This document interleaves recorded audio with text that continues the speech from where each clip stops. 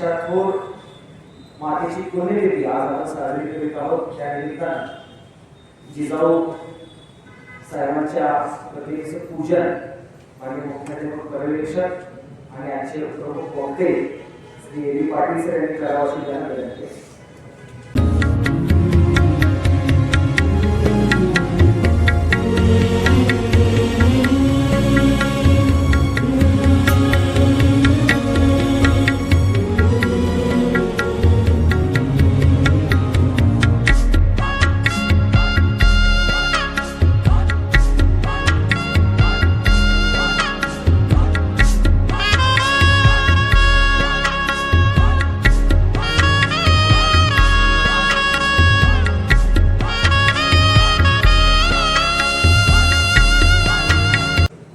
ज्येष्ठ पर्यवेक्षक A B Kamble sir, पर्यवेक्षक एम जामदार सर, सर्व उपस्थित शिक्षक बंधू भगिनी, शिक्षकेतर कर्मचारी आणि विद्यार्थी मित्र, आज मी आपल्या समोर स्वराज्य संकल्पक राजमाता जिजाऊ आऊसाहेब यांचा पुण्यतिथी निमित्त त्यांचा जीवनपट थोडक्यात आपल्यासमोर उलगडण्यासाठी मी उभा आहे. स्वराज्य संकल्पक राजमाता जिजाऊ आऊसाहेब यांचा जन्म 12 जानेवारी 1598 रोजी सध्याच्या बुलढाणा जिल्ह्यातील सिंदखेड राजा येथे झाला.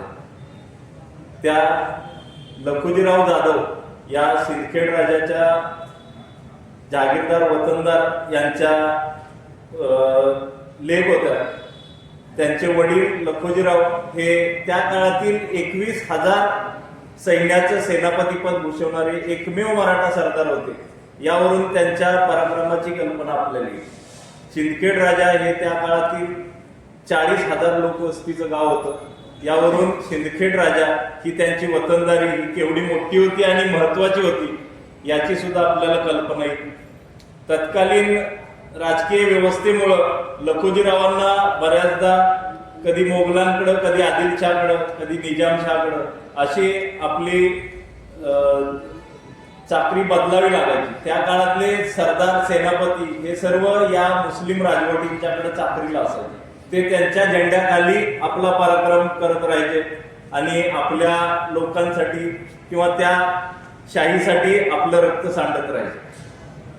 त्यांना याची पुरेपूर कल्पना होती की आपण पारतंत्र्यात आहोत. आपण जरी पराक्रमी शूर असलो तरी आपण स्वतंत्र नाही आहोत, आपण पारतंत्र्यात आहोत. याच थोर पित्याच्या पोटी जन्म घेतलेल्या जिजाऊंना अगदी पाळण्यात असल्यापासून आपल्या पित्याच्या पराक्रमाचे पोवाडे त्यांच्या कानापर्यंत पोहोचले जायचे.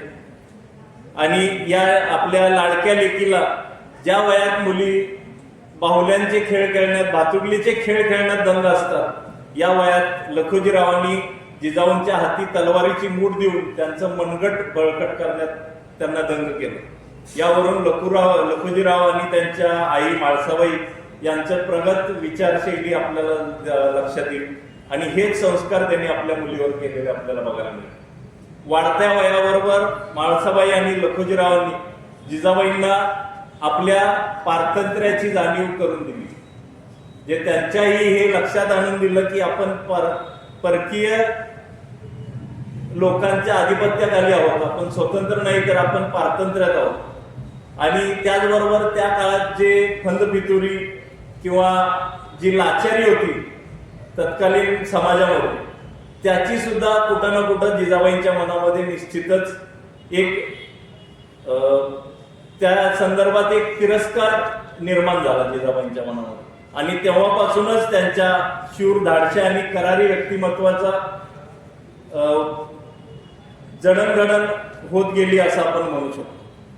अगदी लहान वयापासूनच त्यांना स्वातंत्र्याची किंवा आपल्या लोकांविषयी काहीतरी करण्याची जिद्द निर्माण झाली. पुढे वयाच्या अवघ्या 7व्या वर्षी म्हणजे 1605 मध्ये, डिसेंबर 1605 मध्ये जिजाबाईंचं वेरूळच्या भोसले घराण्यातील मालोजीराजे भोसले यांचे सुपुत्र शहाजीराजे भोसले यांच्याशी लग्न झालं. यांच्या लग्नाच्या सोयरीकीनं भोसले आणि जाधव ही दोन मातंबर कुटुंब त्या काळातील ही एक झाली. त्यांची ताकद वाढली. भोसले कुटुंब हे सुद्धा खूप पराक्रमी होतं. शहाजीराजे भोसले हे स्वतः खूप पराक्रमी होते. त्यांच्याकडे पुणे, सुपे, इंदापूर ही जहागिरी कायम त्यांच्याकडे चालत आली होती. त्यांना सुद्धा कधी आदिलशाह, कधी निजामशाह अशी आपली सेवा बदलावी लागली, पण ते जास्तीत जास्त काळ आदिलशाहीत राहिले आणि त्यामुळं आदिलशाहीच्या मुलकाखाली असणारा पुणे, सुपे, इंदापूर हा भाग नेहमी त्यांच्या जहागिरीचा राहिला. त्यांचंही खूप प्राबल्य वाढत होतं.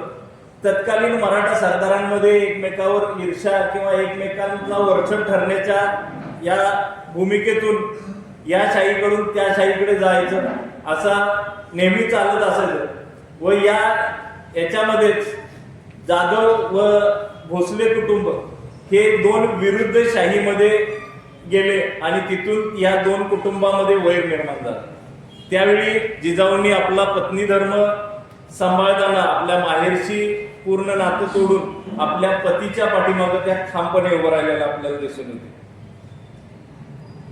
त्याचबरोबर त्यांना या दरम्यानच्या काळामध्ये तत्कालीन राजकीय वातावरण हे खूपच गुंतागुंतीच होत. शहाजीराजे हे निजामशाहीत असताना आदिलशाह आणि मोगल यांनी मिळून निजामशाही संपवण्याचा घाट गाठला. तेव्हा तत्कालीन निजाम हा अतिशय छोटा होता. त्याला मांडीवर बसवून शहाजीराजेंनी तिथला राजकारभार चालवायचा प्रयत्न केला आणि त्यात त्यांना बऱ्यापैकी यश पण आलं.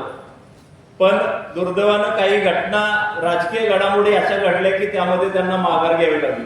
अगदी भातवडीच्या लढाईमध्ये मुघल आणि आदिलशहाच्या संयुक्त सैन्याचा शहाजीराजांनी पराभव सुद्धा केला होता. सुरुवातीपासूनच शहाजीराजांच्या मनात आपलं स्वतःचं राज्य असावं, हिंदू राज्य असावं अशी भावना होती. त्या दृष्टीनं त्यांनी नेहमीच प्रयत्न केलेले आपल्याला दिसून येते. म्हणजे त्यासाठी त्यांच्या शाहीत असणारे तत्कालीन हिंदू राजे जे होते त्यांचा पूर्ण बिमोड करण्यासाठी हे मुस्लिम राजवटी नेहमी आसुसलेल्या असायच्या. पण त्या राजांना मांडलिकत्व स्वीकारायला लावून त्यांचं राज्य अबाधित ठेवून त्यांना सहकार्य करण्याचं काम शहाजीराजांनी नेहमीच केलं. तोच प्रयत्न त्यांनी निजामाला मांडीवर बसून निजामशाही चालवण्यासाठी जो राज्यकारभार केला याच्यातून त्यांचा तोच प्रयत्न होता की इथं आपलं स्वतःचं राज्य निर्माण करता येते का पाहिजे. पण दुर्दैवानं तो प्रयत्न बसला. त्यांनी बऱ्याचदा असे प्रयत्न करून बघितले पण त्यांना त्यात अपेक्षित यश मिळालं नाही. पण ते थकले नाहीत किंवा त्यांनी तो विचार सोडून दिला नाही. दरम्यानच्या काळात लखोजीराव जाधव हे मोगलांकडे चाकरीला होते आणि मोगलांचे प्रतिनिधी म्हणून ते निजामशहाच्या दरबारात हजर होते. पण काही काळ लखोजीरावांनी निजामशहाची सुद्धा चाकरी केली होती आणि निजामशाह त्यावेळी जो निजामशाह होता तो म्हणजे बुरहान तिसरा. याला एक सल होती की जी व्यक्ती आपल्याला मुजरा करत होती आज त्याच्या समोर आपल्याला झुकायला, हे त्याला कुठंतरी खटकत होतं आणि याच भावनेतून त्यानं 25 जुलै 1629 मध्ये भर दरबारात लखोजीराव जाधव, त्यांची दोन्ही मुलं आणि एक नातू अशा चौघांचा भर दरबारात हत्याकांड घडवून आणलं. तर या चौघांची निर्गुण हत्या करण्यात आली. या गोष्टीचा शहाजीराजे आणि जिजाबाईंच्या मनावर खूप खोलवर परिणाम झाला. दरम्यानच्या काळात अशा काही घडामोडी घडल्या की शहाजीराजांचं प्राबल्य वाढत होतं आणि हे वाढतं प्राबल्य या मुस्लिम राजवटींना सहन होत नव्हतं, त्यांना धोका वाटत होता. त्यामुळं जरी शहाजीराजे हे आदिलशहाकडे चाकरीला असले तरी मोगल बादशाह शहाजहान यानं आदिलशहाला सांगून शहाजीराजांची रवानगी बेंगलोरला केली. बेंगलोरच्या जहागिरीवर त्यांची नेमणूक केली आणि त्यांना बेंगलोरला पाठवलं. कारण ही व्यक्ती जर इथं राहिली तर काहीतरी मोठा उठाव करून आपल्याला धोक्यात आणू शकते, म्हणून त्यांना बेंगलोरला पाठवण्यात आलं. बेंगलोरला गेल्यानंतर हे जाधवांच्या कुटुंबाची झालेली वाताहत आणि यांची चाललेली ही पळापळ हे दोघांनाही कुठंतरी आतून खात होतं. शहाजीराजे आणि जिजाऊंनी परत एक संकल्प केला. बेंगलोरमध्ये असतानाच एक आपलं स्वतःचं हिंदवी स्वराज्य निर्माण करण्याचा संकल्प त्यांनी बेंगलोरमध्ये असतानाच सोडला. या दोघांनाही 2 मुलं होती. तर तसं काही ठिकाणी 6 मुलं असल्याचा पण उल्लेख आढळतो, पण त्यामध्ये बरेचसे मतमतांतर आहेत. आपण दोन मुलं मानून चालू, थोरले होते संभाजीराजे आणि धाकटे होते शिवाजीराजे. या दोघांच्याही शिक्षणासाठी शहाजीराजांनी आणि जिजाऊंनी अगदी लहान वयापासून खूप जातीनं लक्ष देऊन त्यांना उच्च विद्या विभूषित तर केलंच, शस्त्रास्त्र पारंगत केलंच, पण शस्त्रास्त्रांबरोबर विविध विद्यांचे ज्ञान मिळवून देण्यासाठी, विविध विद्यांचे ज्ञान देण्यासाठी त्यांच्यासाठी जवळपास 20 शिक्षकांची नेमणूक केली, असा नोंद शिवभारत या ग्रंथात आपल्याला आढळतो. म्हणजे किती जागरूक होते बघा ते शिवाजीराजांचे आई वडील. त्यांच्या लहानपणापासूनच त्यांना विविध विद्यांमध्ये पारंगत करण्यासाठी 20 शिक्षकांची नेमणूक त्यांनी केली होती. ह्या स्वराज्य स्थापनेची पूर्वतयारी ही बेंगलोरमध्येच त्यांनी सुरू केली होती.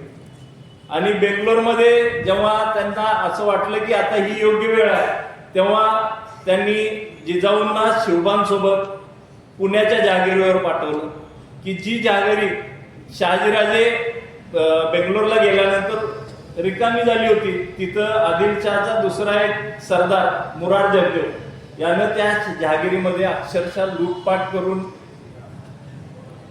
अगदी विरान करून टाकली होती ती जहागिरी.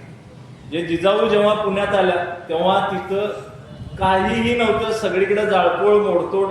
लोक तिथं जी होती ती घाबरून जंगलाच्या आश्रयाला राहत होती, कारण कधी कुणाची धाड पडेल आणि कधी कुणाचा हल्ला होईल, आपली संपत्ती लुटून नेली जाईल किंवा बायका मुलांना त्रास होईल याच्या शाश्वती नव्हती. त्यामुळं लोक जंगलाच्या आश्रयानं राहत होती. जिजाऊ जेव्हा पहिल्यांदा पुण्यात आल्या शिवबांसोबत, तेव्हा त्यांच्या समोर एक मोठं आव्हान होतं की या लोकांमध्ये विश्वास निर्माण करून त्यांना परत इथं गावात आणायचं. त्यासाठी त्यांनी खूप प्रयत्न केले आणि त्यांच्या प्रयत्नांना यश आलं. लोक गोळा व्हायला लागले. मग फक्त लोक गोळा होऊन चालणार नव्हतं, तर त्या लोकांमध्ये पुन्हा जगण्याची उमेद निर्माण करण्यासाठी त्यांचे संसार पुन्हा उभे करणं गरजेचं होतं. तर हे संसार उभे करण्यासाठी जिजाऊंनी ओळखलं की आपण स्वतः पुढाकार घेतल्याशिवाय ही लोक वरती येणार नाहीत. तेव्हा त्यांनी सरकारातून त्यांना ज्यांना बैलजोडी हवी आहे त्यांना बैलजोडी दिली, ज्यांना अवजार हवे आहेत त्यांना शेतीची अवजारं दिली, शेती करण्यासाठीचं बियाणं पुरवलं, जिथं पाण्याची आवश्यकता आहे अशा ठिकाणी धरणं बांधून त्यांना पाण्याची उपलब्धता करून दिली व त्या सर्व लोकांचे संसार पुन्हा उभे करण्यासाठी त्यांना मदत केली. आणि हे सर्व करत असताना जिजाबाईंनी मुद्दामून शिवबांना आपल्या सोबत ठेवलं, कारण शिवबांना हे लक्षात यायला पाहिजे की आपली रयत सुखी असेल तर आपण सुखी, आपलं राज्य बळकट होईल. आणि रयतेच्या सुखासाठी काय करावं लागतं हे बघण्यासाठी शिवबा नेहमी जिजाऊंच्या सोबत होते. शहाजीराजांनी जिजाऊंना बेंगलोरहून पाठवत असताना मानकोजी दहातोंडे असतील, कान्होजी जेधे किंवा त्यांचे पेशवे, मुख्य पेशवे शहाजीराजांचे शामराज यांच्यासह आणि महत्वाचे कारभारी मंडळी यांच्या सोबत दिली होती. त्यांच्याही मदतीनं जिजाबाईंनी या पुण्याला किंवा या जहागिरीला पूर्ण उभं करण्यासाठी खूप मेहनत घेतली. जेव्हा राज्य स्थिर स्थावर व्हायला लागलं, ही जहागिरी स्थिर स्थावर व्हायला लागली, तेव्हा अजून पुढचे काही प्रश्न त्यांच्या समोर उभे राहायला लागले. मग त्यामध्ये लूटपाट असेल किंवा काही गुन्हे घडत होते. या गुन्हेगारांना शासन करण्यासाठीची यंत्रणा निर्माण करणं गरजेचं होतं. हे ओळखून जिजाबाईंनी अशा काही गुन्ह्यांत जर गुन्हे घडत असतील तर त्यांच्यासाठी एक न्याय व्यवस्था निर्माण केली. त्या स्वतः जातीनं या न्यायामध्ये लक्ष घालत असत आणि ह्या सर्व गोष्टी करत असताना शिवबा सोबत असायचे. त्यांनी सर्वांना समान न्याय हे एक धोरण अवलंबलं. पुढचा गुन्हेगार मातब्बर आहे का सर्वसामान्य रयत आहे हे न बघता जिजाबाईंनी जर गुन्हा गंभीर असेल तर त्याला कठोर शासन करायला कधीच कचवचलं नाही. मग त्यामध्ये पुढची व्यक्ती गुन्हेगार ही कोण आहे याचा त्यांनी कधीच मुलायचा ठेवला नाही. आणि हेच संस्कार शिवबांच्यावर झाले आणि त्याचा फायदा पुढं स्वराज्याचा राजकारभार चालवत असताना शिवबांना झालेला आपल्याला बघायला मिळतं. त्याचबरोबर स्त्रियांच्या विषयीचं धोरण हे आपल्याला माहितच आहे. शिवबांच्या पूर्ण आयुष्यामध्ये स्त्रियांविषयी किती आदरभावानं ते राहिलेले आहेत. जे स्त्रियांवर जर कोण अन्याय अत्याचार करत असेल तर त्याला कठोरातलं कठोर शासन केलेलं आपल्याला बघायला मिळालं. आता अगदी म्हणजे आपल्याला माहिती असणारं प्रकरण म्हणजे रांजाच्या पाटलांचा असेल किंवा इतर जी महत्वाची काही जी उजेडात आलेली प्रकरण आहे त्यामध्ये अगदी हातपाय कलम करण्यापासून देहदंड म्हणजे मृत्यूची शिक्षा देण्यापर्यंत सुद्धा जिजाबाई कचवजल्या नाहीत आणि तोच धीरोदात्तपणा शिवबांच्या मध्ये त्यांनी आणला.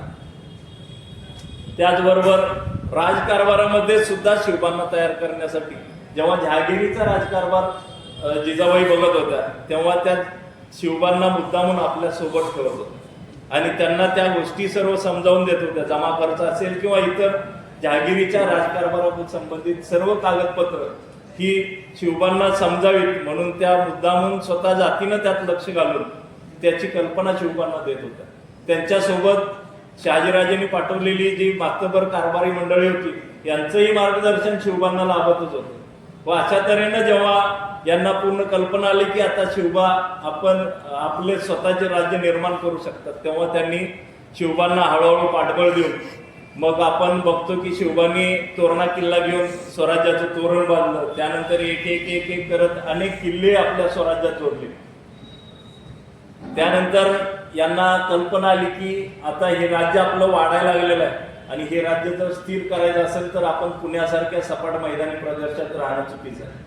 त्यावेळी त्यांनी राजगडची निवड केली आपल्या राज्याची पहिली राजधानी म्हणून आणि राजगडवर आपला सगळा पसारा हलवला आणि तिथून त्यांनी राजकारभाराचा गाडा ओढला. जिजाऊंनी फक्त शिवबांनाच तयार केलं नाही तर स्वराज्याचे दुसरे छत्रपती संभाजीराजे यांना सुद्धा तयार करण्याचं श्रेय हे जिजाऊंनाच जातं.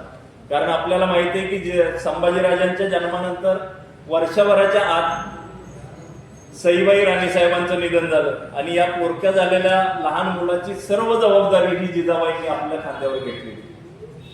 शिवबांच्या प्रमाणच त्यांच्यावर पूर्ण संस्कार करून त्यांना पूर्ण त्यांची जडणघडण करण्याचं जर मोठं काम कुणी केलं असेल ते जिजाऊ आऊसाहेबांनी केलेलं आपल्याला बघायला मिळतं. स्वराज्यावरती आलेल्या प्रत्येक संकटात जेव्हा राजे बाहेर मोहिमेसाठी जास्त दिवस बाहेर असायचे तेव्हा असेल किंवा राजे आग्र्याच्या कैदेत अडकले, पन्हाळ्याच्या वेळेत अडकले, अगदी अफजल खानाचं जीव घेणं संकट आलं, या प्रत्येक जीव घेण्या संकटात जेव्हा राजे बाहेर असायचे, राजे गडावर नसायचे तेव्हा राज्याचा सर्व राज्यकारभार हिमतीनं चालवण्याचं काम जर कोणी केलं असेल तर ते जिजाऊ आऊसाहेब.